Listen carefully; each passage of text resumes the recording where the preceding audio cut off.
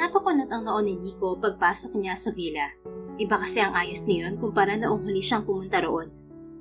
Baka'y pinayos ni Mama kinaman ng gulo. Anya na ang tinutukoy ay ang stay out nilang caretaker.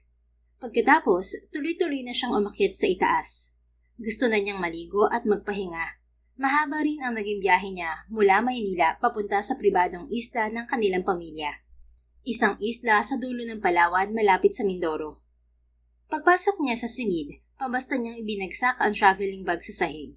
Hindi na siya nagkaksaya pa ng oras. Agad siyang nagtuloy-tuloy sa banyo upang maligo. Saglit niyang ninamnam ang kaginhawa ang hatid ng maligamgam na tubig, hanggang sa biglang bumukas ang shower curtain. What the? Isang nakakabinging tili ng babae nakalublob sa bathtub ang umalingaw-ngaw. Napatigil si Nico. Hindi niya alam kung anong unang gagawin. Sa huli, basta na lang niyang hinagip ang telang nakita sa gilid ng kanyang mga mata at itinakip sa kanyang harapan. Tulong! May namboboso! May manyak! Tulong! Tulungan niyo ako! Sigaw ng babae at biglang tumayo. Para namang naestatwa si Nico nang makita ang kabuuan nito na bahagya lang natatakpan ng mga bula. Para itong Diyos ang nililok ng isang mahusay na eskultor at tamang-tama lamang ang bawat kurba. Tulong! May akyat bahay! Magnanakaw! Ulit na sigaw ng babae sabay hablot sa shower handle ng bathtub. Binuksan nito yun at walang sabi-sabing itinapat sa mukha ni Nico ang rumaragasang tubig. What the? Stop it! Stop it! Iwas ni Nico ngunit nadula siya sa basang sahig. Muli siyang napamura nang maramdaman ang pagkirot ng kanyang pang-upo. Yan ang nababagay sa'yo, manyak! Galit na sigaw ng babae. Hindi na siya nakaiwas nang bigla siya nitong hatawin sa ulo. Umikot ang kanyang paningin at bago pa siya mawalan ng ulirat, nakita niyang hinila ng babae ang telang ipinantakip niya sa harapan. At nang mapagtanto niyang bra nito yun, tuluyan na siyang nawalan ng malay. Samantala, nang makita ni Islang wala ng malay ang lalaki, hinagip niya ang roba at madaling isinuot. Pagkatapos, ubod lakas niya itong hinila sa gilid ng banyo at isinandig sa pader. Ang bigat naman ng lalaking to. Tiyak na kung hindi ko siya naunahan, ako naman ang malilintikan. Sabi niya bago naghanap ng pwedeng itali rito. Nakita niya ang isa pang bathrobe. Kinuha niya ang tali niyon at itinali sa paa ng lalaki. Habang ang pinakaroba naman ay sa mga kamay nito. Hinigpitan na niya yon nang mapabaling siya sa ibabang parte ng katawan nito. Sandali siyang namanikmata. Ang laki. Parang ahas na manunuklaw. Usal niya sabay lunok. Ilang sandali pa yung pinagmasdan ni Isla bago ipinilig ang ulo. Mukhang ikaw ang manyak ka. Anya sa sarili bago muling tumayo. Kinuha niya ang tuwalya at itinakip sa harapan ng lalaki. Pero habang ginagawa yon, ang maabs naman nitong tiyan ang kanyang nakita. Ganoon din ang malapad nitong dibdib at mamuscles na mga braso at binti. Shucks! Kulang na lang talaga sa kanyang lighting spear at para na siyang si Zeus. Yung totoo, galing ka ba sa Mount Olympus? Parang silang kausap ni Isla sa lalaking nakapikit pa rin. May kahabaan ng buhok nito na bahagyang tumatabing sa makinis nitong muka. Pero kitang-kita naman ang prominente nitong ilong at mapupulang mga labi. May kakapalan din ang mga kilay nito at may kalaguan din ang balbas at bigote. Maya-maya, napakunot ang noo ni Isla. Para kasing pamilyar ang itsura nito, hindi lang niya maisip kung saan niya nakita. Muli niyang ipinilig ang ulo. Sus, baka nakakamukha lang ng mga lalaking nasa magazine na madalas kong makita. Hindi naman siguro talaga kami magkakilala. Kasi kung magkakilala kami, hindi ko sana siya hinataw. Isa pa, paano naman siya nakarating dito? Private island to ni na Jessa. Tuloy-tuloy niyang wika na ang tinutukoy ay ang best friend niya noon sa college. Mayaman ang mga ito at hulog ng langit sa kanya ang kaibigan. Lalo na ngayon na kailangan niyang lumayo sa magulong lungsod. Ilang segundo ring pinagmasdan ni Isla ang lalaki bago naupo sa toilet bowl. Plano niyang hintayin itong magising at i-interrogate. Ang kaso, napalakas yata ang paghampas niya dito. Aha, alam ko na. Tumayo siya't nagtungo sa cabinet na naroon din sa banyo. Nakita niya noong nakaraan na may medicine kit doon. Nagbabaka sakali lang siyang baka may smelling salts. Yun ang ipinaamoy sa walang malay na tao para magising. Tingo. Nakangiting wika niya nang makita ang maliit na bote. Kinuha yun ni Isla at binuksan bago ipinaamoy sa lalaki. Ilang segundo lang ay nakita niya gumagalaw na ang talukap ng mga mata nito. kaya madali niyang hinagip ang pangalis ng bara sa toilet. Mahinang usal ng lalaki. Unti-unti nitong iminulat ang mga mata na muli ring ipinikit dahil siguro sa liwanag. Oh! Nakanguwing wika nito nang muling magmulat. Sino ka? Anong ginagawa mo rito? Paano ka nakapasok, ha? Sunod-sunod na tanong ni Isla habang nakaaro sa mukha nito ang pambomba ng inodoro. What do you mean sino ako? Ikaw ang sino ka at bakit ka narito? Sino nagpatuloy sa'yo rito? Saka pwede ba? Tanggalin mo nga itong mga itinali mo sa akin. Hindi ako masamang tao for God's sake. Inis na sagot ng lalaki bago iginalaw ang mga kamay. Hindi ko aalisin yan hanggat hindi ka nagpapakilala. At huwag na huwag ka magkakamali dahil tinitiyak kong sasamain ang mukha mo sa pambombang to. At iniaro pa ni Isla sa mukha ng lalaki ang hawak. Marahas na napabuntong hininga ang lalaki sabay iling. Ako pa talaga magpapakilala. Ako may-ari ng lugar na to. Kung ipapulis kaya kita for trespassing and physical injury, ha? Natigilan si Isla at matamang pinagmasdan ang mukha ng lalaki. Hindi pa siya nakontento at lumapit dito habang nakaaro ang kamay. Anong gagawin mo, ha? Sige, subukan mo ulit akong pukpukin na tinitiyak ko sa'yo hindi ako magdadalawang isip na gamitin ang buong lakas ko para lang pigilan ka. And I'll make you regret hitting me. Banta ng lalaki. Subalit hindi nagpatinag si Isla. Kahit abot-abot ang kabog ng kanyang dibdib at nanginginig na ang mga kamay ay tuluyan pa rin niyang hinawi ang buhok na tumatabing sa mukha nito. Napasinghap siya ng malakas nang mabistahan ang kabuuan niyon. Napaatras din siya sa gulat at takot. Hindi. Usal niya. Hoy miss, kakang umarte dyan na para kang nakakita ng multo. Kalagan mo na ako. Utos ng lalaki at dinala sa bibig ang nakataling mga kamay. Napalunok si Isla. Naalala ang itsura ng lalaki. Nico? Natigil ang lalaki sa pagtanggal ng tali at kunot noong napatingin sa kanya. Kilala mo ako? You're Jessa's brother, right? Naninigurado pang tanong ni Isla. Ako nga. Sino ka ba? Bakit kilala mong kapatid ko? Mariing napapikit si Isla kasabay ng muling pag-atras. May ilang segundong hindi yata gumagana ang utak niya. Pagkuway lumuhod sa harapan nito. Sorry talaga. Paulit-ulit niyang wika kasunod ng ilang beses na pagbaw. Pakiramdam ni Isla, wala nang kahit anong kulay ang kanyang mukha kundi pula. So, narealize mo na ngayon kung sino ako. Ay ikaw, sino ka ba? At pwede ba, pakialis na nito mga tali dahil kapag nagtagal pa ako sa ganitong posisyon, titiyakin ko talaga nasa istasyon ng pulis ang hantong mo. Oo, heto na. Sorry ulit. Hindi magkaintindihang kinalag ni Isla ang mga tali sa paa at kamay nito. Hindi naman kasi niya akalaing pupunta roon ng kapatid ng best friend niya, na noon pa man ay na-uncrush na niya mula nang mabalita ang may girlfriend na ito. Bakit kasi hindi man lang ako tinawagan ni Jessa? Nakakahiya tuloy. Sigaw niya sa isip ngunit naalalang wala nga palang signal doon. Ngayon, magpapakilala ka na ba sa akin, miss? Anang lalaki nang matanggal na niya ang tali nito. Ang tuwalyang nasa baywang nito ay inayos nito ang pagkakabuhol. Hindi ko talaga alam na pupunta ka rito. Hindi naman kasi abot ang signal dito kaya hindi ko nakakausap si Jessa. Malayong sagot ni Isla. At paano mo nakilala ang kapatid ko? Nakagat niya ng mariin ang labi sa bayoko. I'm Isla. Anyang kahit siya ay hindi narinig ang sinabi. Pardon? I'm Isla Moreno. One of Jessa's best friends since college.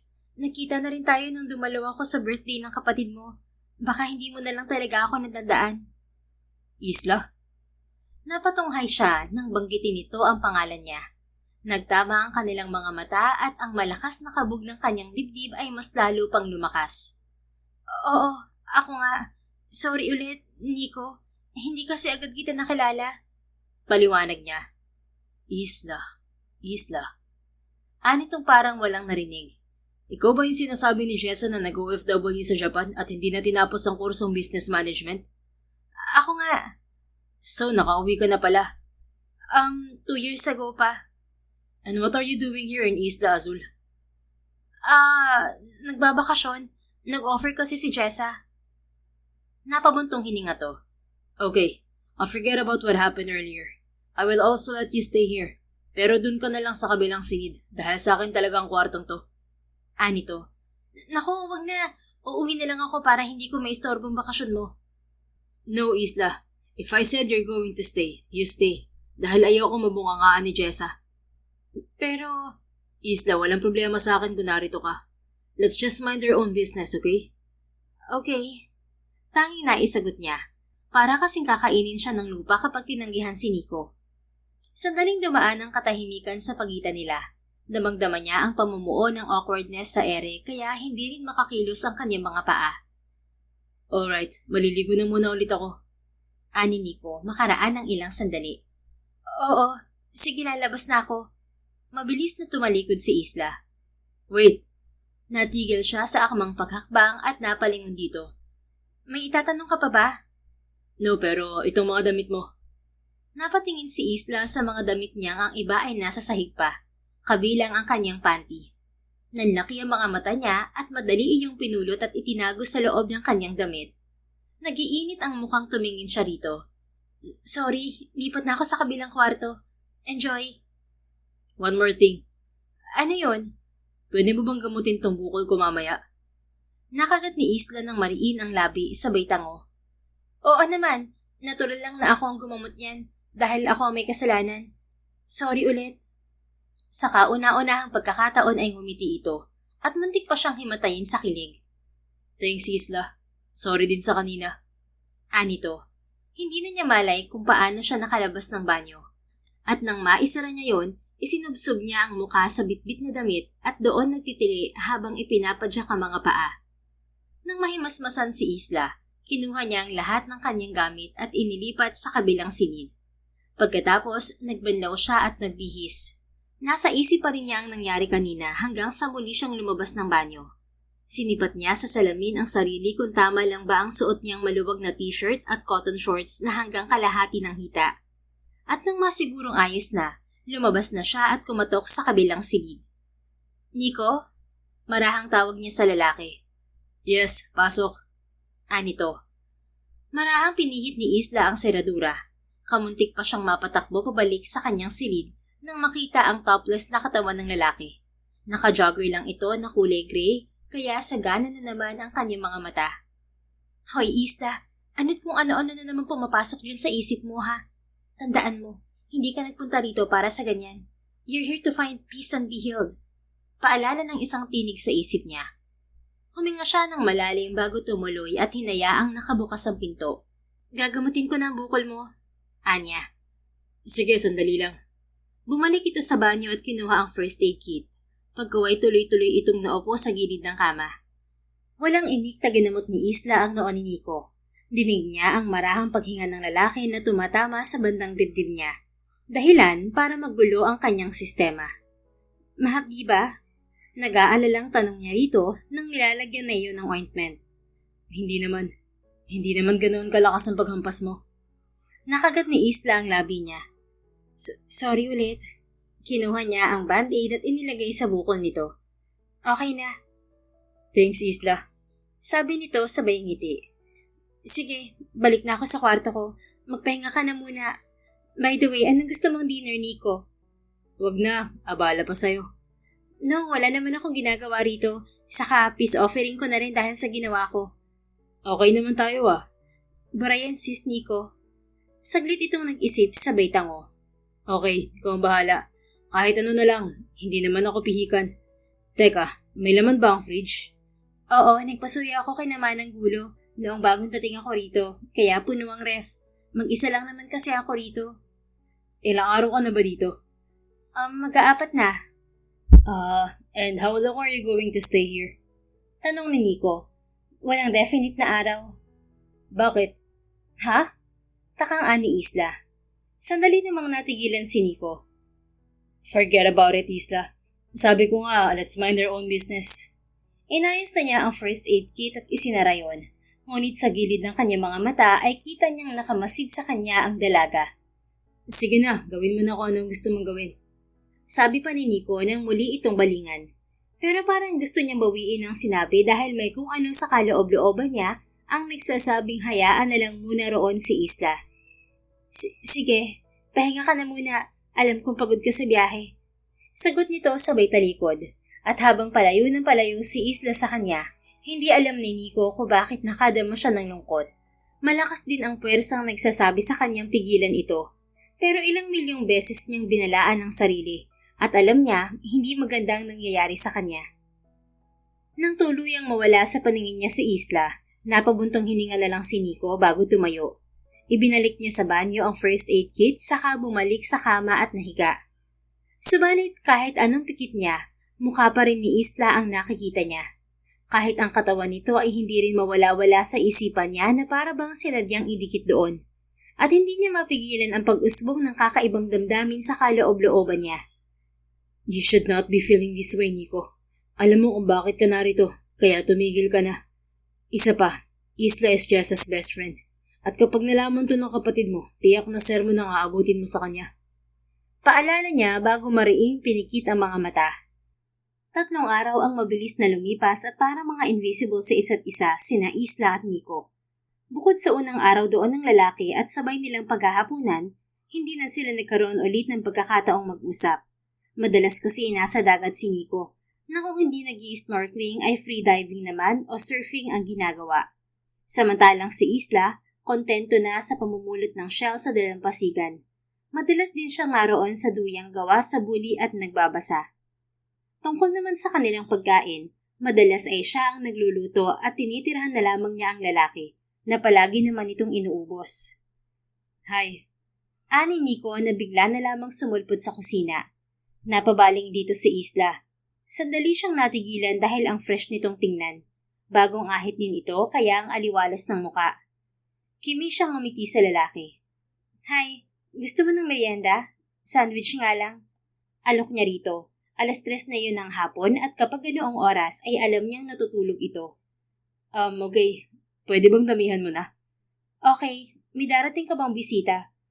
No. Yayayain sana kita. Ha? Saan? Let's go sailing. Naipaayos ko na ang yate sa dock. Nabilhan na rin yun ni Mang Pansyo ng gas. Anito na ang tinutukoy ay ang asawa ni Manang Gulo. May sariling dock area ang Isla at bukod sa yate, meron din doong jet ski. Ano, game ka ba, Isla? Doon na lang din tayo maghapunan. May cooler naman dito at may laman pa naman ang ref. Untag nito. Sigurado ka? Takang tanong niya. Akala kasi niya ay hindi na talaga sila magpapansinan ni Nico. Oo naman. Sinadya akong ipaayos ang yate para naman makagala ka rin. Mukha kasing hindi mo gustong lumublob sa tubig dagat eh. Hindi naman. Hindi ko lang talaga feel na maligo nitong mga nakaraang araw dahil yun ang ginawa ko mula nang dumating ako dito. So ano? Go ka ba, Isla? Mangawil din tayo kung gusto mo. May mga gamit naman dyan si Papa. Pwede natin gamitin yun. Sige, pero siguro tulungan mo na lang muna akong ayusin ang mga dadalhin natin para madali. Oo ba? Ako na maglalagay ng mga pagkain at inumin sa cooler. Ikaw na sa sandwiches. Okay. May siglang sinimulan nila ang paghahanda ng mga dadalhin nila at nang matapos ay bumalik sila sa sari-sariling kwarto. Nagdala si Isla ng panligo at isang pares ng damit. Hindi rin niya kinalimutan ang kanyang paboritong libro. Pagkatapos, bumaba na siya. Naabutan niya si Nico na buhat na ang cooler. Tulungan na kita, Anya. Huwag na, kaya ko naman. Hindi, tulungan na kita, Nico. Alam ko mabigat yan. Hindi na nakatanggi pa ang lalaki nang agawin niya sa kabilang kamay nito ang handle ng cooler at magkausong nilang dinala yun sa yate. Narito na lahat. Halika na. Inilahad ni Nico ang kamay sa harapan niya. Napatingin muna raon si Isla bago yun tinanggap at hindi maiwasan gapangan siya ng nakakakiliting sensasyon nang magtag-up na ang kanilang mga palad. Careful, ani Nico nang bahagya siyang ma-out of balance nang gumalaw ang yate. Mas hinigpitan din ito ang pagkakakapit sa kanyang kamay. Salamat, tugon ni Isla. Welcome. Umakyat sila sa roof deck at mula roon ay kitang-kita ang asul na karagatan, berdeng kagubatan ng isla at ang maaliwalas na kalangitan. Dito ka lang ba, Isla? O gusto mo akong samahan sa bridge? Tanong nito. Ikaw ang magmamaniobra nito? Oo, wala namang ibang tao rito kung hindi tayo, di ba? Nakaramdam siya ng hiya. Ang ibig kong sabihin, kung marunong ka, pero mukha namang marunong ka nga kasi wala namang ibang tao rito. Kanda buhol-buhol na wika ni Isla. Kaya nga. Sige, doon na lang ako sa tabi mo. Lakas loob niyang pagpayag. Napangiti ang lalaki ng malapad. Okay, halika na para makaalis na tayo. Ilang saglit pa nga ay naglalayag na sila ni Nico. Pansin ni Isla na sanay ang lalaki at magaling itong kapitan dahil ang smooth lang ng takbo nila, ni hindi nga niya ramdam ang mga alon. Siguro dito na muna tayo. Ano palang gusto mong gawin, Isla? Mamingwit o kumain? Tanong nito nang patayin ang makina ng yate. Pwede bang pareho? Aba, oo naman. Halika. Muli siyang inalalayan ni Nico palabas ng bridge. Pagkatapos, inihanda na nito ang kanilang mga gagamitin, habang si Isla naman ay inilalabas ang mga ginawa niyang sandwich. Done. Masayang wika ng lalaki bago ibinigay sa kanyang pamingwit. Marunong ka ba? Tanong nito. Hindi eh. It's alright, turuan na lang kita. Pumesto si Nico sa likuran niya. Hindi napigilan ni Isla ang mapalunok dahil damang-dama niya ang malapad nitong dibdib at ang init na nagmumula sa katawan nito nang simulan na nitong i-guide ang mga kamay niya. Ito na yung pain niya. Fake bait ang gamit natin na maraming kawil. Tapos ihahagis mo syempre ng pagganito. Nico patiently demonstrates everything. Madali naman yung nakuha ni Isla kahit pakiramdam niya nanlalambot na ang mga tuhod niya. Okay na ba? Tanong nito. Oo, gets ko na. Sige, ikaw na bahala dyan. Ako dito sa isa. Gusto mo bang magpustahan tayo? Pustahan? Hindi pa nga ako gasinang marunong, di ba? Well, tama ka naman. Mas lamang nga ako. Pero kung gusto mo talaga, game naman ako. Bawi ni Isla. Napataas ang isang kilay ng lalaki. Tunay ba yan o ginugutay mo lang ako? Totoo, kung sino unang makahuli siyang panalo. Ang kulelat, siyang magluluto mamaya. Okay, game. Sa mga sumunod na sandali nga ay matamang nag-abang ang dalawa sa kanika nilang pamingwit, habang kumakain ng sandwich. Halata sa kanilang determinasyong manalo sa pustahan nila. Tumingin si Nico sa katabi na ilang araw ding hindi nawawala sa isip niya. Kaya nga siya madalas na nasa dagat dahil para lagi siyang hinihila ng kanyang mga paa patungo rito. At sa araw na ito, pinagbigyan na niya ang sarili. Nakita ni Nico na matamang nakamasid ang babae sa pamimingwit nito. Subalit noon lang niya napansin ang kakaibang misteryo sa mga mata nito. Pansin niyang maayos ito sa panlabas na anyo. Humingiti, masiglang makipag-usap, pero hindi nakaligtas sa matalas niyang pandama na may tinatago ito. Isla, can I ask a question? Hindi na nakatiis na wika ni Nico. Sige, ano yon? Tanong nito na nasa pamingwit pa rin ang atensyon. Why are you here, Isla? Dahil niyaya mo ko? No, that's not what I meant. Ang ibig kong sabihin, bakit ka nagbakasyon sa Isla Azul? What's your deal? Tumingin si Isla kay Nico, pero mabilis din ito yung binawi. If it's too personal, okay lang, Isla. Ako nga, ganun din. Wala sa loob niyang wika at tumingin sa malayo. Muling napuno ng katahimikan ng paligid, hanggang sa basagin yun ng katabi. I was left at the altar. Biglang sabi ng dalaga. Napakunot ang noon ni Nico sabay baling dito. Pardon? Huminga to ng malalim. My fiancé left me at the altar. 2 weeks ago, it was supposedly our wedding. Maayos naman ang lahat bago ang kasal namin. Kahit ang fiancé ko okay din. Ni hindi niya pinadama sa akin na iiwanan niya ako ng basta-basta lang. Pagak na natawa si Isla habang nakatingin sa malayo bago nagpatuloy sa pagkukwento. On that day, I was patiently waiting for him to show up. Hanggang sa ang segundo ay naging minuto at ilang oras. Doon ko na-realize na hindi pala talaga niya ako mahal. He left nothing but a written note saying how sorry he was for doing that. At sabi pa niya, ayaw lang daw niya ako masaktan ng husto.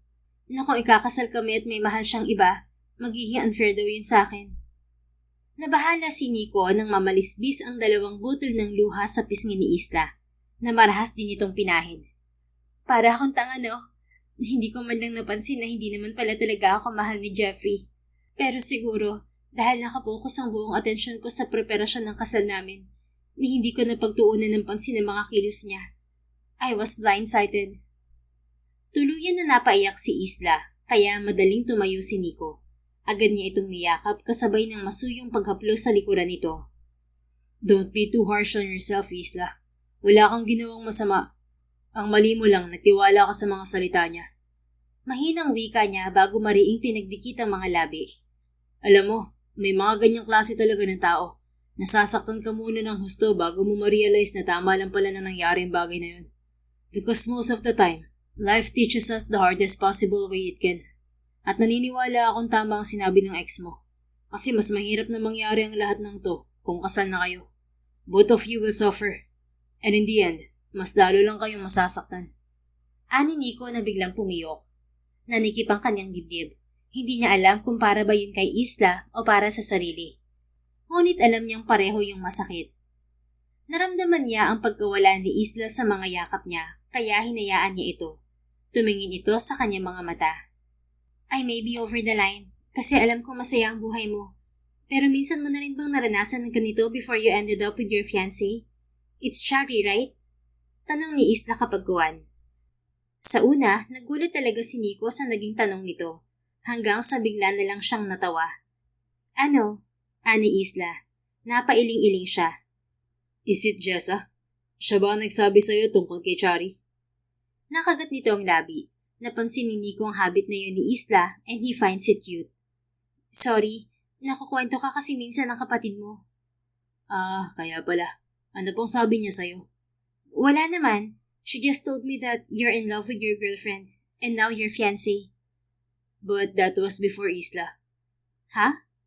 That was before I came here. Siguro, hindi na lang sinabi sa'yo ni Jessa ang nangyari sa akin. Because it's a personal matter. Anong ibig mong sabihin, Nico? Ang ibig kong sabihin, iniwan din ako ng fiancé ko. Napasinghap ng malakas si Isla. Hindi nga. Oo nga. At kaya ako narito ay para makapag-isip-isip. Ganun ba? Pwede ko bang malaman ang dahilan niya? Pareho ba sila ng ex ko? Nope.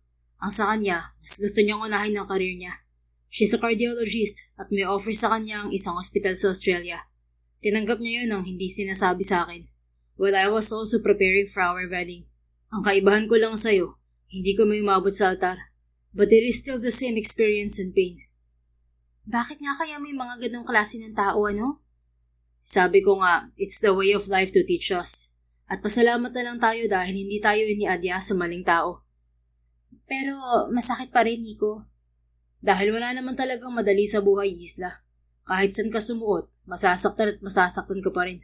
Ang isipin na lang natin, may mas magandang plano sa atin si God. And there's no perfect life, you know? Only lessons which made us a better and stronger person. Hindi ito sumagot. Tumingin lang ito sa malayo sabay buntong hininga. Thanks, Nico. Salamat sa pagpapaalala mo sa akin ng mga bagay-bagay. It's good to know na may karamay ako sa paghihirap na to. It's good to have a company like you. You're welcome. Nakangiting tugon ni Nico. Gumanti rin ito ng ngiti kaya may ilang segundo rin siyang tulala. Kung hindi pa ito nagulat, hindi yata siya babalik sa kasalukuyan. Oh my God! May kumagat! Excited na wika ni Isla kaya napatingin siya sa pamingwit nito. Nagulat siya nang makitang hinihila nga iyon. Pull the reel, Isla! Hurry! Madali naman siyang sinunod nito. Ilang sandali pa'y panay na ang hila nito sa pamingwit. God, ang bigat nito! Mukhang malaki siya, Nico! Kaya mo pa ba? Gusto mo bang ako na lang ang maghila? Kaya ko pa naman. Sabihan na lang kita kapag hindi. Okay. Matamang pinagmasdan ni Nico ang ginagawang pakikipaghilahan ni Isla sa isda. Hanggang sa makita niya yung lumulutang sa tubig. Oh great! Ang laki nga! Excited niyang bika. Talaga? Saan? Tanong ni Isla. Ayun oh! Look! Itinuro niya ang tinutukoy. Nagliwanag naman ang mukha ni Isla. Oo nga, ang laki! Go! Keep reeling, Isla! Heto na po. Ay, ayan na! Ayan na siya! Ang laki! Tili ng dalaga nang malapit na nilang maisampa sa yate ang mamula-mulang isda. Wait, let me use the catcher. Pandalas na kinuha ni Nico ang lambat na pangsalo sa mga huli. Okay, a little more. Kaunti na lang. Shoot! That's it! Anya kay Isla nang maipasok nito ang isda sa maliit na lambat. Nagkatinginan silang dalawa. Pagkuway sabay na natawa. Tumalon-talon pa ang dalaga habang nakataas ang dalawang kamay. Yaw! Ang laki ng huli ko! Panalo ako, Nico! Sigaw nito. Nagulat pa siya nang bigla siya nitong dambahin ng yakap. Thanks, Nico. Thanks for bringing me here and for teaching me how to fish. Marami talaga ako natutunan sa'yo. Anitong punong-puno ng sinseridad. Dahan-dahan siyang napangiti kasabay ng mabilis na pagtibok ng kanyang puso. Always welcome. Pero pwede bang tulungan mo muna ako? Tatawa-tawang kumawala ito sa pagkakayakap sa kanya. Okay po, sorry. At pinagtulungan na nilang iahon ng isda na kakawag-kawag pa. Yun ang naging simula ng magandang samahan ng dalawa at pakiramdam ni Isla na bawasan na ang bigat na daladala niya sa dibdib, lalo't mas lumalalim ang pagkakakilala nila ni Nico sa isa't isa. So next question, what do you do for a living, Isla? Tanong ni Nico habang naroon sila sa may dalampasigan. Napag-usapan nilang panoorin mula roon ang sunset bago bumalik sa villa para maghapunan. Baka matawa ka, wag na lang. Ha? Bakit naman ako matatawa? Clown ka ba? Hindi. Yun naman pala. Saka kahit clown ka, at least marangal naman yung trabaho. Natawa si Isla. Oo na, may-ari ako ng isang antique shop. Antique shop? Saan? Sa may Ortigas, di ba nga hindi naman ako nakatapos ng kolehiyo? Aha. Ano nga bang nangyari at hindi ka nakatapos? Nagkasakit si Daddy, stage 4 colon cancer. At dahil siya lang ang may maayos na trabaho sa amin, kaya napilitan ako mag-apply as factory worker sa Japan. Kahit wala akong experience. Lakas lang ng loob ang meron ako noon. Swerte naman na natanggap ako. Nakuha ata sa dasal. 2 lang kasi kaming magkapatid at ako ang panganay, kaya kailangan ko talagang kumayod. Si Mommy naman nagla-live selling ng kung ano-anong RTW. Ibig sabihin, marunong ka mag-Nihongo. Di ba, hindi naman sila tumatanggap ng worker na hindi marunong ng salita nila? Tanong ni Nico. Ganun na nga, 6 months ako nag-aral habang kung ano-anong trabaho ang pinasok ko para lang makaipon ng pang-placement. Nakapangutang pa nga ako nun kay Jessa. Well, alam ko naman kahit hindi ka mangutang, tutulungan ka ng kapatid ko. Because I could see that you're a good person, Isla. Kimi siyang napangiti. Salamat. 5 taon din ako sa Japan. Doon ko nakilala ang ex ko na isang engineer. Pero hindi naman niya agad ako niligawan. Parang nag-umpisa kami as friends muna.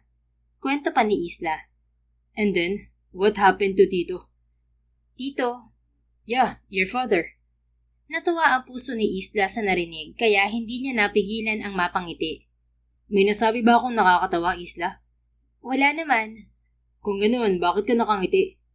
Para kasing kilalang kilala mo na ang pamilya ko kung magsalita ka. But anyway, kinuha rin ni Lord si Daddy nung 3 taon ako sa Japan. Kaya nga nag-extend ako ng 2 years pa para makabayad sa natitira pa naming mga utang. Saka pang negosyo ko na rin. Sorry. Sus, wala yun. Medyo matagal na rin namang wala si Daddy at tanggap ko na yun. Sa ngayon, nakatuon ang atensyon ko sa negosyo ko. Tumingin ito sa harapan nila kung saan unti-unti nang nagkukulay kahilang kalangitan. Ganoon din ang ginawa niya. At sa mga sumunod na sandali, tanging ang mabining hampas ng alon sa dalampasigan ang kanilang naririnig. Malakas ba ang negosyo mo, Isla? Basag ni Nico sa kanilang katahimikan. Hindi rin gano. Tama lang. Bakit? Wala lang din. Hilig mo bang mag-collect ng mga antique? Kasi syempre, hindi ka naman mapupunta sa linya ng ganyang negosyo kung hindi. Parang gano'n na nga. Pero si Daddy talaga mahilig sa antiques. Dati siyang empleyado ng National Museum at may sarili rin siyang collections. Kaya nakahiligan ko na rin. Sabi kasi ni Daddy, ang mga antik raw ang buhay na patunay ng kasaysayan. Dumaan na kasi ang mga to sa iba't ibang tao. At kapag nalaman mong may kwento ang isang bagay, mas lalo mo raw itong pahahalagahan. Kasi hindi na lang siya basta gamit, may alaala na rin siya. Mahabang wika ni Isla. Parang ito? Itinaas ni Nico ang suot nitong porselas na gawa sa shells. Kahapon niya yung ginawa at ibinigay sa lalaki. Napangiti siya. Yeah, parang yan nga. Lalo na kung mamahalin mo yan at aalagaan. Of course, galing to sa'yo eh. At memories nating dalawang nakapaloob dito. Hindi agad nakasagot si Isla. Nag-uumpisa na kasi siyang kiligin sa mga sinasabi ni Nico at hindi niya alam kung tama bang makaramdam siya ng ganoon. Ikaw pa rin ba namamahalan ng negosyo nyo? Pag-iiba niya sa usapan. Ako pa rin nga. Nag-retire na rin kasi si Papa. Alam mo na, mas gusto niya raw i-enjoy ang buhay kasama si Mama. Si Jessa naman, alam mo na, she's a free-spirited person. Ayaw na ayaw niyang natatali sa 4 na sulok ng opisina. Paliwanag ni Nico. Sabi nga niya, mas lalo daw lumago ang Vergara Prime Developments kasi pinasok niya na rin ang pagiging contractor sa government agencies. Buti nga nakapagbakasyon ka pa. Well, may tiwala naman ako sa mga tauhan ko, Isla. At alam kong hindi nila ako bibiguin. Teka, ano palang pangalan ng shop mo? Malay mo kapag nasa Maynila na tayo, maisipan kong puntahan ka. Talaga? Pupuntahan mo ako? Oo naman, bakit hindi? Magkaibigan na tayo, hindi ba? Magkaibigan? Natawa si Nico. Bakit, hindi pa ba? Walang pa ba itong ginagawa natin para hindi tayo maging magkaibigan? Ano pa bang gusto mong i-share ko? Kung anong kulay ng utot ko? Napahagalpak ng tawa si Isla. Ang bastos mo. Anya habang nakahawak sa sumasakit na tiyan dala ng pagtawa. What? Lahat naman ng tao umuutot ah. Ay nako Nico, oo na. The Relic Shop 2 ang pangalan ng shop ko. At sige na, magkaibigan na tayo. So stop telling me about your fart. Well, may kulay naman daw talaga. Have you heard the line, utot mo blue? Muling natawa ng malakas si Isla. Sa pagkakataong yon, sinabayan na rin siya ni Nico. They stayed at the beach until the sky turned into pitch black. Pagkatapos, bumalik na sila sa villa at doon na ipinagpatuloy ang kanilang pagkukwentuhan. 4 na araw pang nanatili sina Isla at Nico sa Isla Azul bago sila sabay na bumalik ng Maynila. Nangako silang magkikitang muli, kaya naman excited na nag-abang si Isla sa mga sumunod na araw. Hello? Anang tinig ng isang babae mula sa pinto ng shop niya. Napatingin doon si Isla kasabay ng panlalaki ng kanyang mga mata. Jessa! Isla! Sabay nilang tili bago sinalubong ang isa't isa ng mahigpit na yakap. Oh my gosh, I haven't seen you in decades. Eksaheradang wika ni Jessa nang pakawalan siya. Bago ako umalis pa tong Isla Azul, nakita pa tayo ah. Hinatid mo pa nga ako sa Batangas Port, remember? Natawa to. Paano ba naman, ni hindi ka man lang nagparamdam pagkabalik mo? Nakalabing tugon nito. Anong hindi nagparamdam ka dyan? Nag-text sa tumawag ako sa'yo, no? Kahit pa, Isla. Kulang na kulang kasi ang detalye ng mga text sa tawag mo. That's why I'm here. At ano namang kulang, Aber? Hindi sumagot si Jessa. Pinasadahan lang siya nito ng tingin mula ulo hanggang paa at pabalik. Ilang ulit pa nito yung ginawa bago humalukip-kip. Hoy, Jessa, makatingin ka naman. Baka mahipan ka ng hangin. Sige ka. Pabirong saway ni Isla sa kaibigan. Sabi ko na nga ba? Anitong tatango-tango. At anong ibig sabihin naman yan? Something's changed. May nagbago sa'yo, bestie. Ano naman yun? You're smiling and glowing. Ibang-ibang aura mo ngayon kesa nung umalis ka. You were crying back then.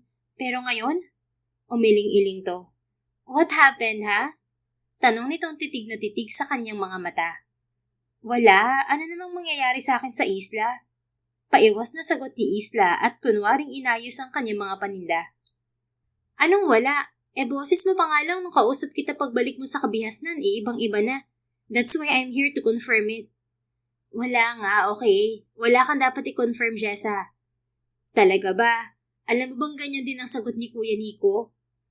Marahas na napabaling dito si Isla. Si Nico? Aha! Bulalas nito sabay turo sa kanya. At bakit bigla ka na utal? Saka may gorgeous friend. Kung nakikita mo lang sa salamin ng itsura mo, makikita mo siguro kung gaano kakapula. What happened, ha? Tell me. Hindi naman ako manghuhusga. Malay mo, tulungan pa kita. Yung ngising-ngising wika nito sabay kindat. Ano namang tulong? Wala naman talaga. Ani Isla at naglakad sa counter. Siya pa lamang ang nasa shop dahil ang dalawa niyang tauhan at ang kanyang ina ay hindi pa dumarating. Maaga kasi talaga siyang nagbubukas kahit siya lang mag-isa. Dahil nanghihinayang siya kung sakasakaling may customer na maagang mapadaan. Anong wala? Kitang-kita ko naman dyan sa mukha mo ang totoo. Isa pa, parehong-pareho talaga kayo ni Kuya ng mga dahilan. Yung totoo, Isla, nag-usap kayo, no? Ani Jessa, nakasuka-sunod niya. Hindi nga kami nagkapalitan ng contact number eh. At bakit parang nanghihinayang ka sa tono mo? Gusto mong bigay ko sa'yo ang number ni Kuya, ha? Jessa, may halong babalang wika ni Isla. Ano? Wala naman akong gagawing masama. Tutulungan pa nga kita. Tell me, totally na ba si Jeffrey? Tanong nito na ang tinutukoy ay ang ex niya. Napabuntong hininga si Isla. Kilala niya si Jessa. Alam niyang hindi siya nito tatantanan hanggat hindi siya umaamin. Ano? Pangungulit pa nito. Fine, hindi na ganun kasakit. Sagot niya. And, how about kay Kuya Nico? Anong nangyari sa inyo sa isla? Wala naman. We're friends. Friends? Dismayadong wika nito. Natawa si Isla. Oo, friends. Ano bang gusto mong marinig? Level up! Sira, paano kami magle-level up kung pareho kami sawi sa pag-ibig? Ay, oo nga no. Nag-getting to know you ba kayo? Kasi kilala ko si kuya eh. Palagi yung Mind your own business. Ani Jess na ginaya pa ang boses ni Nico. Natawa si Isla. Ikaw talaga? Bakit? Totoo namang ganun si kuya ah. Aminin mo, masungit siya pero sa umpisa lang. I agree, mabait talaga ang kuya mo. At gwapo. At kapag kayo nagkatuluyan, nako, ako na magiging pinakamasayang tao sa mundo. Napailing na lang si Isla sa mga hirit ng kaibigan. Gustuhin man niyang kumontra sa sinasabi nito, pero hindi ang puso niya. At nag-uumpisa na siyang mahiwagaan sa sarili. Samantala, may 2 linggo na rin nag-iisip-isip si Nico. He's having doubts about what he truly feels, kaya gusto muna niyang timbangin kung ano nga ba ang totoo, dahil ayaw na niyang magkamali pa. Isa pa, kaibigan ni Jessa si Isla, at ayaw naman niyang magalit sa kanyang kapatid. Sir? Ontak sa kanya ng sekretarya niyang si Mrs. Perez. Napalingon siya rito. Nangungunot na ang noo nito habang nakatingin sa kanya. Yes? Ani Nico. Narinig niyo po ba sinabi ko? Tungkol saan? May contract signing ka po ngayong lunch with our new investors. Contract signing? Yes sir, niremind na rin kita kahapon about dito. And? It's already 11:30 sir. What? Marahas siyang napatayo sa baybaling sarilong nasa dingding. Napamura si Nico nang makitang nagsasabi nga ito ng totoo. Ayos ka lang sir, kasi mula nung bumalik ka parang laging nililipan ang isip mo. Ani Mrs. Perez na may halong pag-aalala. I'm fine. Just give me the contract. Saan nga pala ang lunch meeting? Sa QC sir, ito po ang kontrata. Kinuha nito ang ilang folder na nasa ibabaw ng kanyang lamesa. May note na nakalagay roon pero dahil lumilipad ang isip ni Nico, hindi niya yon napansin. Salamat. At nagmamadaling kinuha niya ang susi ng kanyang kotse. Teka sir, tigil sa kanya ni Mrs. Perez nang palabas na siya ng kanyang opisina. What? Baka hindi kayo umabot. Napahagod si Nico sa kanyang batok nang ma-realize na tama ito. Kung magmamaneho siya, tiyak na aabutin siya ng siyam-siyam sa daan. Nandiyan ba ang piloto ko? Tanong niya. Wala sir. Huminga siya ng malalim. Di bale, ako na lang magmamaneho ng chopper. Doon na lang ako maglaland sa building ng kaibigan ko. Malapit naman ang restaurant doon, hindi ba? Yes sir. Mula LGC building, mga 5 to 8 minutes walk na lang po ang Davies Wheelhouse. Okay, ganun na lang. Pagkatapos magpaalam kay Mrs. Perez, umakyat na ng rooftop si Nico. Mabuti na lamang at licensed pilot din siya. Hindi na mahirap sa kanya ang magbiyahe kapag ganoong rush hour at may importante siyang meeting. Nang marating ni Nico ang nasabing restaurant, ilang minuto lang ay dumating na rin ang mga kamiting niya. Hindi rin naman sila halos nagtagal at may lakad pa raw ang mga to. Kaya pagkatapos kumain at pumirma ng kontrata, umalis na rin ang mga ito. Paglabas ni Nico ng restaurant, iginala muna niya ang mga mata sa paligid at marahang naglakad. At kagaya nitong mga nakaraang araw, hindi naman trabaho ang tumatakbo sa isip niya kundi isang tao. At yun ay walang iba kundi si Isla. Huminto siya. Isla, nandito ka? Usal niya. Kunot noong sinundan niya ng tingin ang babaeng lumabas sa isang establishmento na nasa kabilang kalye. May lumapit ditong rider at inabot ang kung ano mang in-order nito. Pagkuway muling pumasok ulit ito sa nilabasan nito kanina. Naniningkit ang mga matang binasa ni Nico ang nasa karatula. The relic siya to. Parang nagliwanag ang isipan niya at agad na nagdesisyong tumawid. Hindi niya maipaliwanag kung bakit bukod sa excitement ay nag-uumapaw rin ang kasiyahan sa kanyang dibdib. Kahit ang puso niya ang bilis-bilis din ng tibok. Pagtapat niya sa shop, inayos muna ni Nico ang sarili. Sinigurado niyang hindi lukot ang kwelyo ng suot niyang long sleeves. Ganoon din ang suit niya. Pagkatapos, isang malapad ng ngiti ang ipinlaster niya sa mga labi bago pumasok sa shop ni Isla. Good afternoon, anong Nico? Anong babaeng lumingon sa pinto. Hi. Itinaas niyang kamay at bahagyang kumaway rito. Unti-unti itong napangiti. Hi, anong ginagawa mo rito? Tuloy ka. Sabi nito bago lumapit sa kanya. Napadaan lang. I was in the area for a meeting at aksidenteng nakita kita sa labas. Kaya narito ako ngayon. Oh, halika, pasok ka. Anong gusto mo? Gusto mo ba ng maiinom? Alok nito. Pwede ba? Oo naman. Ano bang gusto mo? Tubig na lang. Seryoso ka? Tubig lang? Oo, nagkape na kasi ako. Sige, upo ka muna dito. Itinuro nito ang kahoy na coffee table na nasa gilid ng counter. Salamat, Isla. Ani Nico. Okay, dyan ka lang ha. Kuha lang ako ng tubig sa kitchen. Nagmamadali itong umalis at tinungo ang pinto sa likod ng counter. Hindi rin naman ito nagtagal at bumalik din dala ang tubig na nasa bote. Here.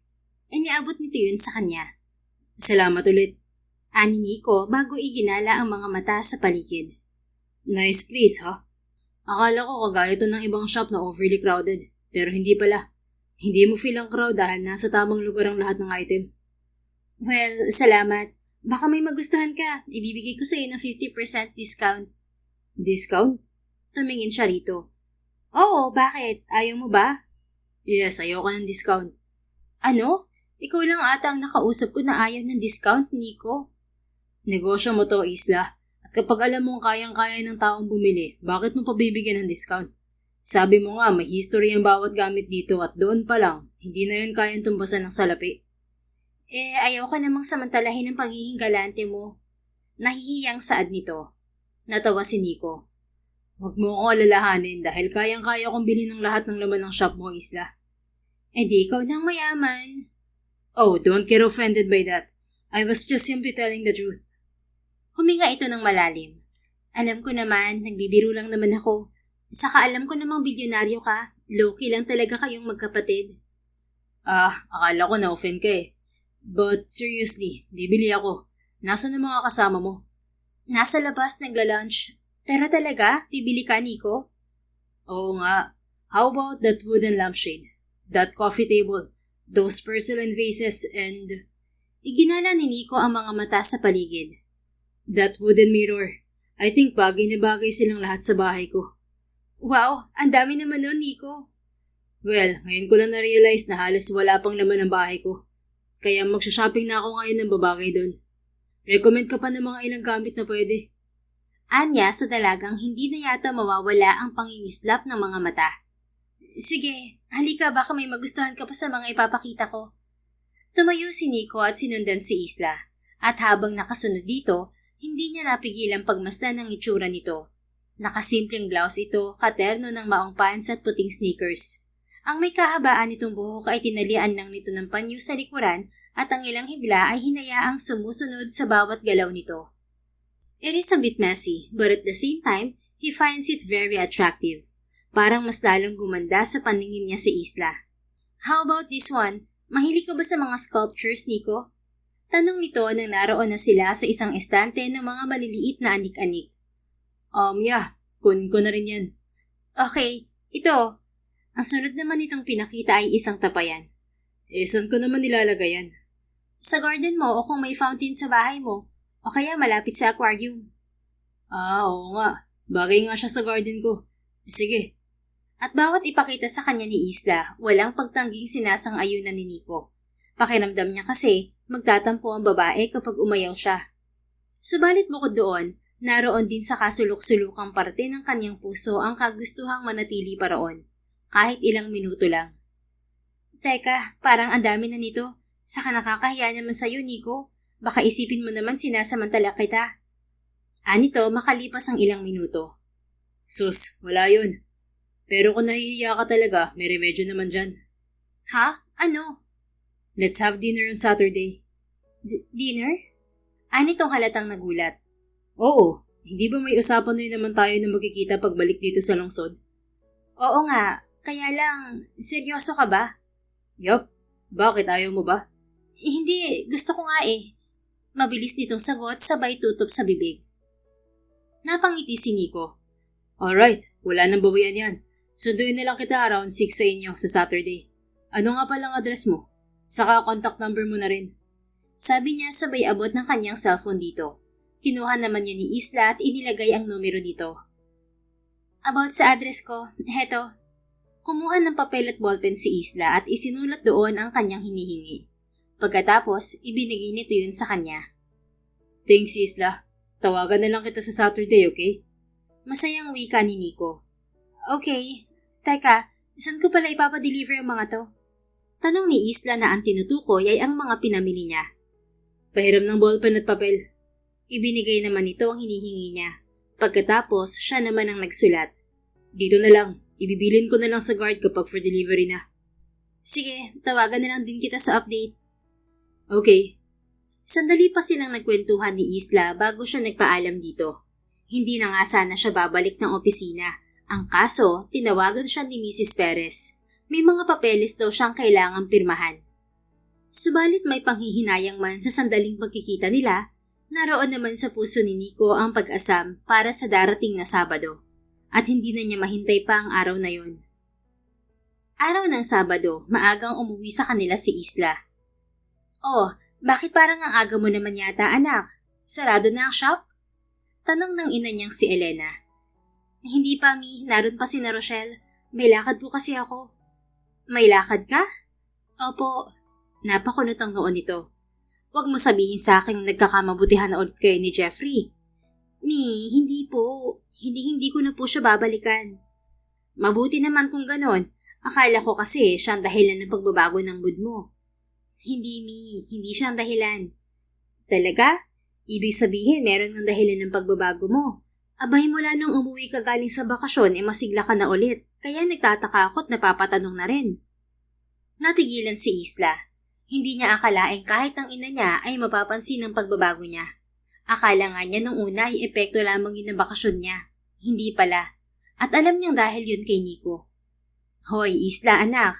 Huwag ka makangiti-ngiti ng ganyan sa kawalan, ha? Untag ng kanyang ina sa kanya. Po, hindi naman ah.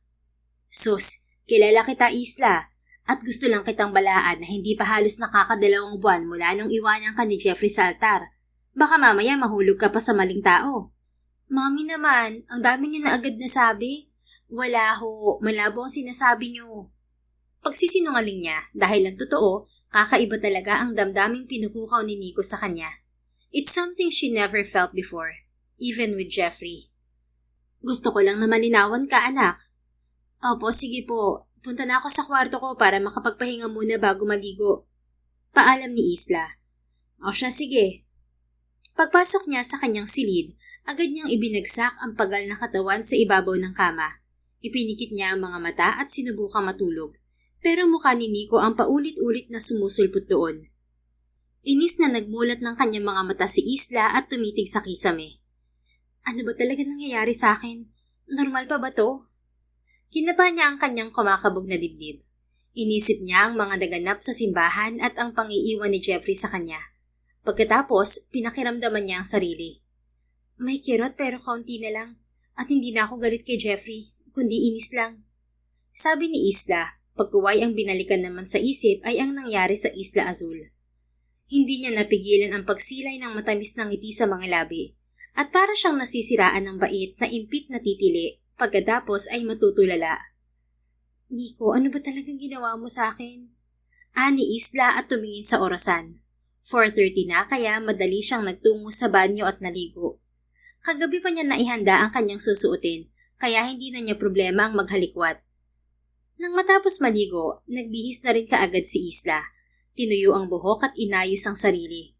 Saktong 5:45 nang matapos siya sa ginagawa. Ilang saglit pa, narinig niya ang ringtone ng kanyang cellphone. Dali-dali niya yung kinuha at agad na napangiti nang makitang numero yun ni Nico. Hello? Ani Isla na bahagya pang pumiyok. Isla? Hi, narito na ako sa loob ng subdivision niyo. Mga 3 minutes siguro, andyan na ako. Are you ready? Tanong nito. Oo, ready na ako. Okay, just wait for me, okay? Okay. Pagkapindot ni Isla sa end button, halos wala pa yatang 1 minuto ang pinaghintay niya nang may bumusina sa tapat ng kanilang bahay. Isla, sundo mo ba yon? Malakas na sigaw ng kanyang ina. Oo, nandiyan na ho. Dali-daling kinuha ni Isla ang kanyang shoulder bag bago binuksan ang pinto ng kanyang kwarto. Saktong pasalubong sa kanya ang ina. Pinagmasdan siya nito mula ulo hanggang paa. Pagkatapos, tinitigan siya sa mga mata. Alam kong matanda ka na, Isla, at may sariling desisyon. Pero wag mo rin kalilimutan ng sinabi ko. Opo, Ala. Natigil siya sa pagsasalita nang biglang may kumatok sa pinto. Ako na, anang kanyang ina na madaling nakarating sa pinto at binuksan yon. Bumungad sa kanila ang malinis at gwapong-gwapong mukha ni Nico. Good evening po. Kayo po ba si Tita Elena? Magalang na wika nito. Ako nga, bakit? Ako po si Nico Vergara. Date ni Isla ngayong gabi. Heto po, bulaklak para sa inyo. Sabi nito sabay abot sa kanyang ina ng hawak na isang pompon ng sunflower. Agad itong napangiti bago tinanggap ang bulaklak. Nako, nag-abala ka pa, iho. Pero teka, Vergara baka mo? Kaano-ano mo si Jessa? Kapatid ko po. Ay siya nga. Napabaling kay Isla ang ina sabay kindat. Hindi pa ito nakontento at bumulong sa kanya. Hindi mo naman sinabing gwapo pala ang kapatid ni Jessa, anak. Natawa si Nico nang mukhang narinig ang sinabi nito, kaya namula ng husto si Isla. Mommy, akala ko ba may mga paalala kayo sa akin? Angil niya rito. Kanina yon, iba na ang usapan ngayon. Sige na, huwag mo nang paghintayin si Nico. Lumarga na kayo. Anitong halos ipagtulakan siya sa lalaki. Napailing na lang si Isla at tabinging initian si Nico. Shall we? Anito sabay offer ng siko sa kanya. Okay. Ani Isla bago kumapit dito. Para kasing mabubuhay siya sa pagkakatayo dahil sa sobrang kabang na darama. Hindi rin niya magawang isang tabi ang nanunuot nitong pabango sa kanyang ilong. Pakiramdam tuloy ni Isla nang lalambot ang mga tuhod niya. Pagkasakay niya sa passenger seat, dagli niyang kinapa ang kumakabog na dibdib habang sinusundan ng tingin si Nico. Palagay ni Isla, kakaiba talaga ang tama niya sa lalaki. Here we go. Anito nang makaupo sa tabi niya. Dumukwang ito at may kinuha sa backseat. For you, Isla. Sabi nito sabay abot nang hindi niya mabilang na pulang rosas. Meron din ako? Nauutal na tanong ni Isla sa binata. Of course, ikaw pa bang mawalan ikaw ang date ko? Nagustuhan mo ba? Oo naman. Sino bang may ayaw sa mga bulaklak? Pero ang dami naman yata. Para marami ka ring pipitasin. Ha? Di ba ganun kayo mga babae? May hawak ng bulaklak tapos sinuhugot bawat petal sabay sabing, he loves me not. Namula si Isla. Hindi na ako bata, no? Bakit? Pambata lang ba yung ganun? Tanong nito bago nag-umpisang magmaneho. Oo kaya, Mr. Vergara. Mga teenagers na lang ang gumagawa nun. Aren't we teenagers? Huh? Or adult, Nico? Nope. We're teenagers at heart. Don't you agree? Hindi nakasagot si Isla. Pakiramdam kasi niya abot langit na ang kilig na kanyang nadarama. I guess silence means yes. Sabi pa nito. Kagatlabing tumingin siya sa labas. Kung hindi niya gagawin yon, tiyak na mapapatili na lang siya. At ayaw naman niyang ipahiya ang sarili. Isla. Basag nito sa kanilang katahimikan. Sagot niyang sa labas pa rin nakatingin. Can we not be friends anymore? Ha? Napabaling siya rito. Bakit naman, Nico? Because I don't want to be just your friend. I want us to be something else. Siguro naman nararamdaman mong malakas ang atraksyon sa pagitan natin, hindi ba? Nico? Okay lang naman sa akin kung hindi ka pa handa, Isla. Pareho nating alam kung ano mga pinagdaanan natin. And I want to give you the time that you need. Ang sa akin lang, gusto kong ipaalam sa'yo kung ano talaga nararamdaman ko. Because for the past few weeks, you keep popping on my head, Isla.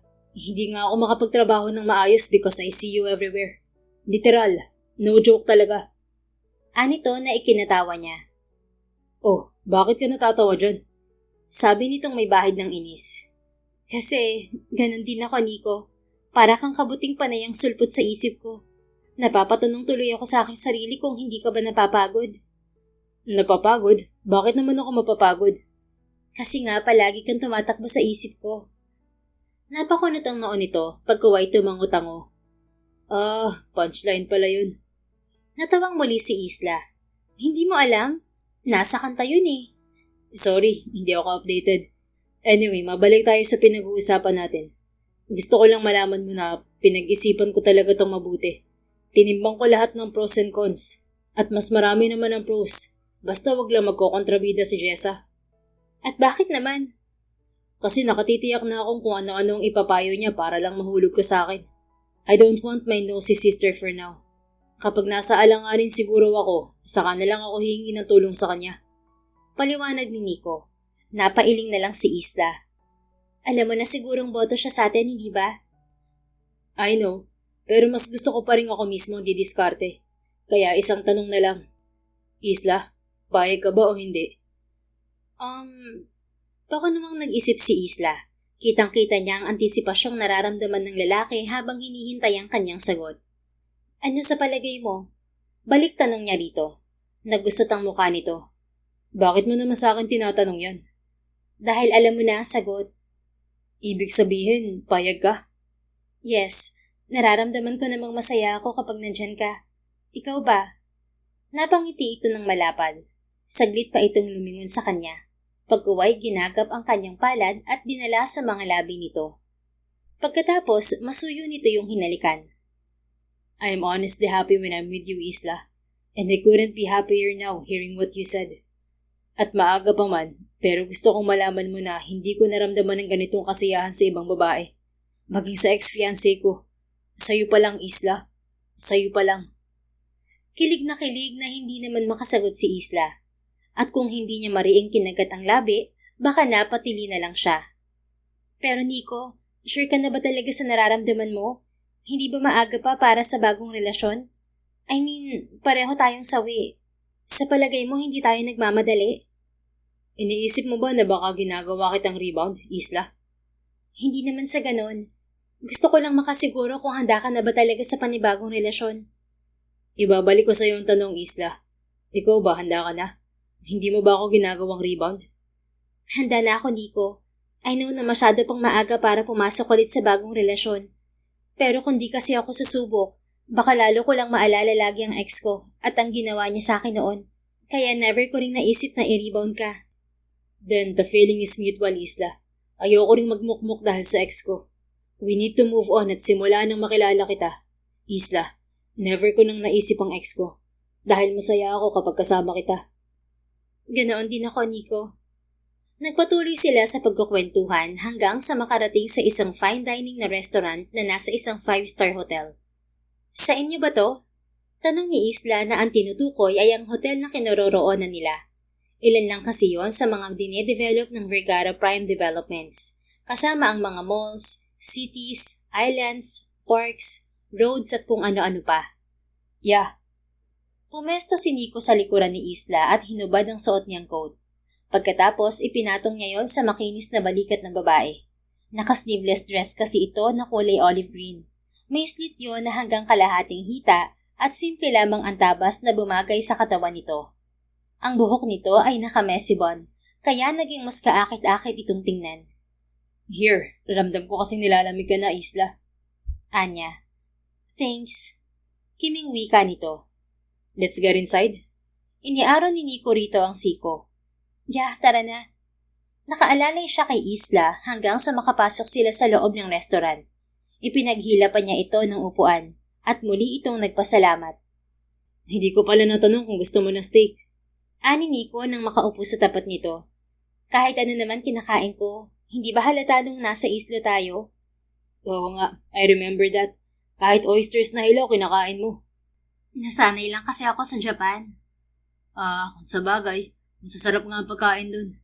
So, steak tayo at seafood pasta? Sige lang.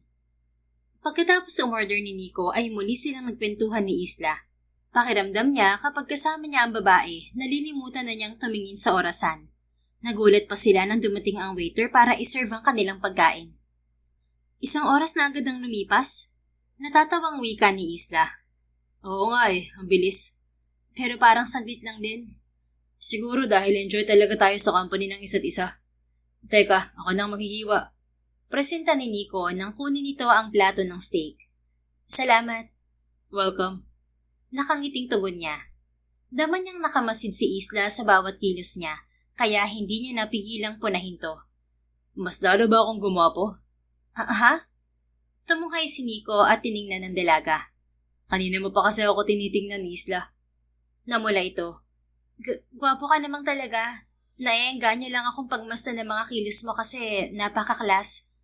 May ganun pala. O baka naman binibiro mo lang ako kasi gutom ka na. Hindi ah. Kidding. Here's your steak, ma'am. Ani Nico sabay abot ng plato rito. Thanks. Tumango lang siya at nag-umpisa na silang kumain. Sa una, tahimik lamang silang dalawa. Hanggang sa muli siyang nagbukas ng usapan. Siguro nasa kalaghatian na sila ng pagkain nang makita niyang natigilan si Isla. Bakit? May dumi ba ako sa mukha, Isla? Pabirong tanong ni Nico dahil titig na titig ito sa kanya. Umiling lang ito pagkuway nilagpasan siya ng tingin. Kunot noon naman niyang sinundan ang tinitingnan nito. You gotta be kidding me. Mahinang wika ni Nico. Kilala mo? Tanong ni Isla sa kanya. Ang tinutukoy nito ay ang parehang bagong pasok sa restaurant. Tumingin siya rito. Sasagot na sana siya pero napuna niya ang pangungunot ng noon nito habang nangangasim ang muka. Kilala mo? Balik tanong ni Nico kay Isla. Nauna ako nagtanong ah. Hindi nga. Kilala mo nga? Hindi sumagot si Isla pero nakita niya ang paghigpit ng kapit nito sa kutsara. Kilala mo nga. At kung hindi ako nagkakamali ng hula, he's your ex. Sabi ni Nico. Huminga ng malalim si Isla. Yes. Ikaw, kilala mo rin ba ang babae? Huwag mong sabihin sa akin. Pareho silang hindi nakaimik sabay iling nang matantaw ang nangyayari. Pagkatapos sabay din silang natawa. Sarkastiko nga lang. So, hindi totoong nagpunta ng Australia ang ex mo, Nico? Ani Isla sa kanya sa mas mahinang tinig. Nakita niyang lumikot ang mga mata nito at nang sundan niya yon, isang table lang ang pagitan nila sa kanilang mga ex. Napailing si Nico. Hindi pa rin niya mapaniwalaan ang nangyayari. Ngunit habang sinusundan niya ng tingin ng ex na si Chari, kinakaparin niya ang damdamin para dito. And he realized wala nang natitirang pagmamahal niya para sa babae. At nang balingan niya si Isla, parang mas nagliwanag ang itsura nito sa kanyang paningin. Hoy, magsalita ka kaya Nico, huwag niyang puro katitig. Untag ng babae sa kanya. Sa halip na sumagot, ginagap niya ang palad nito at marahan yung pinisil. Maniniwala ka ba na sa mga sandaling to, hindi ko na siya mahal? As in, literal na wala ako nararamdaman para sa kanya. Ano na lang, disappointment. Kasi ngayon ko na-realize na sinungaling pala siya. Sabi ni Nico. Kahit sino naman madidisappoint sa ating nakikita kung sila ang nasa sitwasyon natin. Pero naging wake-up call ko to, Isla. Ikaw ba? Sandaling nag-isip si Isla. Same. Na-realize ko rin na hindi ko na mahal si Jeffrey. There's a regret, pero yun ay dahil nag-aksaya ako ng panahon sa kanya. Napangiti si Nico. That's right. Yan din ang tumatakbo sa isip ko. Pero kahit may nasayang, worth it naman ang naging kapalit niyon dahil natagpuan natin ang isa't isa. And for the record, we're not bitter. We just realized who we're going to cherish. At sa akin, ikaw yun, Isla. Gumanti ito ng ngiti sa kanya. Talaga palang ililigaw ka muna ng tadhana bago makita ang totoong tao na nakalaan para sa'yo, Nico. That's right. So can I have this dance? Out of the blue ay tanong ni Nico. Ha? Wala namang tugtog ah. Sus, hindi kailangan ng tugtog para sumayaw ang dalawang tao. Only our heartbeats are enough. Natawa ito ng tuluyan. Hindi naman ako na-warningan ni Jessa na may pagkamakata ka pala. Tumayo si Nico. At hindi rin ako nabalaan ng kapatid ko na ubod ka pala ng ganda. Hindi lang sa panlabas, kundi sa panloob. So, Miss Moreno, tatanggapin mo ba ang mga kamay ko o hahayaan mo na lang ako mangalay? Napailing ito, pagkuway nangingislap ang mga matang tumayo na rin. Ayoko namang palagpasin ng pagkakataong to, Mr. Vergara. Inilagay ni Isla ang dalawang kamay sa magkabilang balikat ni Nico, habang siya naman ay sa maliit nitong bewang. They danced while laughing and exchanging stories. Wala na silang pakialam kung pinagtitinginan sila ng mga tao o kahit nakamata na sa kanila ang gulat na gulat nilang mga ex. They just owned the night and made the best memories out of it. Hindi ba natin sila lalapitan? Tanong ni Isla habang nagsasayaw pa rin sila. What for? Well, just to clarify things. There's no need to explain anything, Isla. Alam natin na totoo, and that's enough. Hindi tayo ang nananakit at lalong hindi tayo ang nang-iwan. Hindi tayo naging madamot sa pagmamahal. At ngayon nahanap na natin ang tunay na kasiyahan. Bakit pa natin ipagdadamot yun sa ating mga sarili? Mahabang wika ni Nico. Andun na ako. Ang sakin lang, para mas malinaw sa kanila, At para alam din nilang hindi tayo galit sa kanilang dalawa. Hindi ba mas maganda sa kalooban yung nasasabi mo kung ano ang totoo? At kung masaya talaga sila sa isa't isa, then let's just hope that it will last. Napailing si Nico. Fine. Just make it quick, okay? Okay. Hinila siya ni Isla patungo sa kinaroroonan ni Chari at Jeffrey. Hi. Anito sa dalawa. Tumango lang si Nico bilang pagbati. Napansin niya ang pag-iwas ng tingin ng mga ito at ang pagbabago ng hangin sa paligid. May halo na yung tensyon. We just wanted you to know that we're not mad to both of you. Sabi ni Isla. Nico? Mahinang usal ni Chari. Mukhang alam na rin ng kadate nito kung sino siya dahil hindi ito makatingin ng diretso sa kanya. Alright, Chari. Wala akong sama ng loob sa'yo. Tama lang talaga mga nangyari dahil ngayon mas naging malinaw sa akin ang lahat. I met someone na para talaga sa akin. Sagot niya. I'm sorry, Nico. And Isla, right? Jeffrey told me about you. Anang babae. Tumango si Isla. Yeah, okay lang ako. Sana maging masaya kayong dalawa. And I mean it, Jeffrey. Kung hindi tayo naghiwalay, hindi ko matatagpuan ng lalaking para sa akin. Sabi nito at baling sa ex nito. Alanganin itong ngumiti. Sorry, Isla. It's just that... No, save it. Hindi ko na kailangan ng paliwanag mo dahil para sa akin tapos na yon. At kung ano man ang meron kayo ngayon, ganoon din kami ni Nico. Let's just hope well for each other. Ani Isla. Thanks, sabi ni Jeffrey. Sige na, balik na kami sa table namin. Enjoy the rest of the night. Masayang wika ni Isla na ikinangiti ni Nico. Akala niya may makikita pa siyang lungkot sa mga mata ni Isla. Pero wala na. Ibang-iba na ang kislap na mga yon at alam niyang dahil yun sa kanya. I'm proud of you. Bulong niya sa dalaga nang pabalik na sila sa kanilang lamesa. Ako rin, proud din ako sa'yo. Tugon nito na ikinangiti nilang pareho. 2 buwan ang mabilis na lumipas. 2 buwan na ring nanunuyo si Nico kay Isla. Sa loob ng panahong yon, hindi lang basta pagkakaibigan ang namagitan sa kanila. Hindi lang din basta lumalim ang pagkakakilala nila sa isa't isa, kundi mas naging malinaw pa ang mga damdamin nila. At syempre, hindi rin kinalimutan ni Nico na ipakilala si Isla sa mga magulang, na hindi naman naging mahirap. Matagal na rin siyang kilala ng mag-asawa dahil kay Jessa, na ngayon ay tuwang-tuwa sa nagiging takbo ng samahan nila ni Nico. At masasabi ni Isla na mas lalong gumanda ang pakikitungo ng pamilya nito sa kanya, lalo na nang malamang nililigawan siya ng lalaki. Ready ka na ba? Tanong ng binata habang nakaabang sa kanya sa sala nila. Wala ang kanyang ina dahil bantay ito ng shop, habang nasa trabaho naman ang kapatid niyang nurse. Sandali niyang pinasadahan ng tingin ng lalaki. Nakapolo at slacks si Nico. Simple pero hindi maitatangging elegante. Ngumiti si Isla. Ikaw ang nagyaya, ikaw pa nagtatanong kung ready na ako? Anya. Napangiti rin ito at marahang lumapit sa kanya. I just want everything to be perfect tonight, Isla. Ha? Bakit? May okasyon ba? Meron. At ano yun? Basta tara na. Inilahad ni Nico ang kamay nito sa harapan ni Isla. Tinanggap naman niya yon. Masuyo siyang inalalayan ng lalaki pasakay sa kotse nito.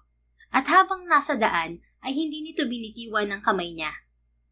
Baka naman pati pamamawis ng kamay ko malipat na sayo. Hindi na nakatiis na wika ni Isla. Natawa si Nico. Wala akong pakialam. Ang importante, hindi ka mawawala sa tabi ko. Napailing na lang siya. We're here. Anunsyo nito makalipas pa ang ilang sandali. Madaling bumaba ng kotse si Nico at pinagbuksan siya. Pagkatapos, masuyo siya nitong inalalayan papasok sa isang maliit na garden restaurant. Tahimik doon. May ilaw na mga fairy lights at pumapailan lang sa ere ang isang mabagal na tugtugin. Ang ganda.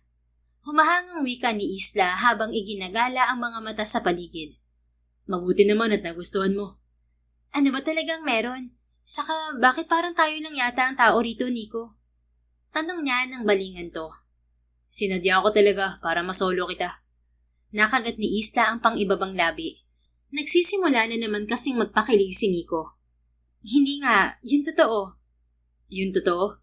Iginala rin ito ang mga mata sa paligid. I want to officially ask you again, Isla. Sabi nito nang balingan siya sa nangingislap na mga mata. Abot-abot naman ang kabog ng kanyang dibdib. Alam kong para sa iba, maikli pa ang panahong pinagsamahan natin. Pero para sa akin, sapat na yun para makasigurado ako sa tunay ko nararamdaman para sa'yo. Napalunok siya. Nico, I told you before na hindi kita mamadaliin. At hindi naman talaga kita manadali, di ba? oo. Pero ngayon, gusto ko lang itanong ulit. Mas hinigpitan ni Nico ang hawak sa kamay niya. Can I finally call you mine, Isla? Parang huminto ang mundo niya sa mga sandaling yon. Naalala niya ang lahat. Ang sakit, ang pag-iisa, pati na ang mga panahong nagdududa siya sa sarili. Naalala niya rin kung paano dahan-dahang binuong muli ni Nico ang lahat ng yon. He's not into flowery words, but rather a consistent and determined man with full of truth. At alam niya sa sariling yun talaga ang hanap ng puso niya, ang presensya ni Nico sa kanyang tabi. Unti-unting napangiti si Isla. Alam mo ba kung gaano ko katagal hinintay na marinig muli sa iyo ang tanong na yan, Nico? Pabiro ngunit may halong lambing na tanong niya. Bahagyang natawa si Nico. So, matagal na pala kitang pinaghihintay, ganun?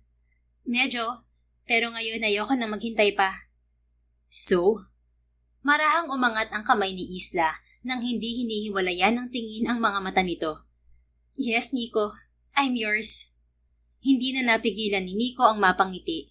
Pagkatapos, marahan siya nitong hinila at niyakap ng mahigpit. Alam mo ba, naniniwala na talaga ako sa destiny at true love. Ngumiti si Isla. Same, Nico. Same. I love you, Isla. Thank you dahil ipinagkatiwala mo sa akin ang puso mo. I love you too, Nico. Salamat dahil binigyan mo ulit ako ng rason para muling maniwala sa totoong kahulugan ng pag-ibig. Salamat dahil naging matyaga ka at sinamahan ako makaahon sa sakit na dulot ng nakaraan. Ako rin naman. You became my strength and guide to move forward. At ipinapangako ko na hinding-hindi kita sasaktan. You'll cry, yes. But I'll make sure that it would be because of happiness. Tugon nito bago siya pinakawalan. At nang magtagpong muli ang kanilang mga mata, punong-puno na yun ng pag-asa at kaligayahan, hanggang sa tawirin ni Nico ang pagitan ng kanilang mga labi. In-enjoy muna ni Nico at Isla ang pagiging magkasintahan, at pagkalipas ng 1 taon, saka sila nagpakasal.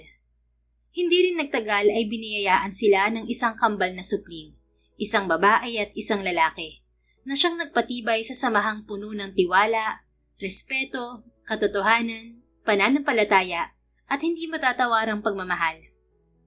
Ayon nga sa marami, hindi man tama ang taong unang dumating, pero maaaring siya ang naging paghahanda ng tadhana para sa tamang pag-ibig. At sa paglalakbay ni na Isla at Nico, napatunayan nilang minsan, kailangan mo munang masaktan, maligaw at mabigo para mas makilala mo ang sarili mo at mas mapahalagahan ang taong tunay na inilaan para sa'yo. Dahil sa huli, ang pag-ibig ay hindi tungkol sa kung sino ang unang dumating, kundi kung sino ang nanatili, umunawa at piniling mahalin ka kahit nakita na niya ang lahat ng dahilan para sumuko. At sa pagkakataong yon, natagpuan nila ang isa't isa, hindi bilang 2 pusong sugatan, kundi bilang 2 taong buo na handang magmahal ng totoo at magkasama habang buhay. The end. If you enjoyed this story, please don't forget to like, subscribe, comment, and share. Your support helps us reach more people and spread the love. Thank you for tuning in, and we're looking forward to seeing you again soon. In the meantime, please take care and may God bless you always.